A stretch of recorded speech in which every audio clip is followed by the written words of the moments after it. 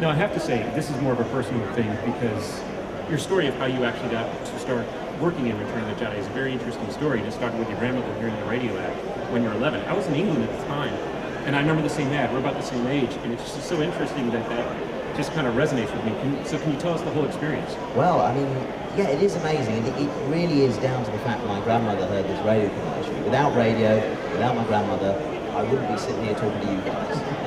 It really is that simple. It was a sliding doors moment, quite literally.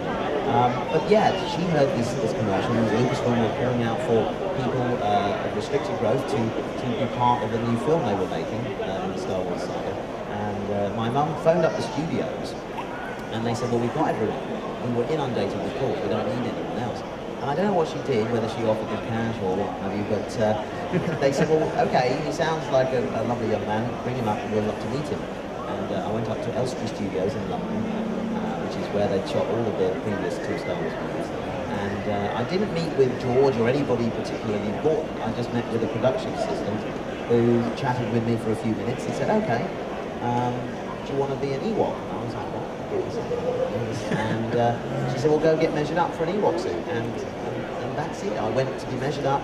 2 weeks later, I was on the set of Return of the Jedi amongst my on-screen heroes, which at 11 years old was completely mind-blowing. I was going to say, what was that experience like? Because you were an extra, that's how you started off, and then Kenny Baker got sick.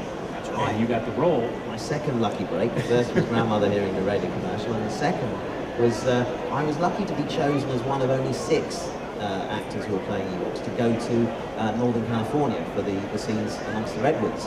And while we were over there, one morning, we received a phone call saying, Warwick, we need to get you in earlier than we planned because we need you to play a scene. It was exciting. Kenny Baker had been taken ill, and at that point in the filming schedule, he was Wicket. He was on all the call sheets as Wicket the Ewok. Well, the scene they were going to shoot, of course, is the famous scene that you first see in Ewok when Wicket finds Princess Leia. Well, poor old Kenny, yeah, he got food poisoning. It wasn't me that bought the burger, okay? And they asked me to step into his furry shoes, and the rest is history, I guess. I then became Wicket the Ewok and had a character name instead of just being a background artist.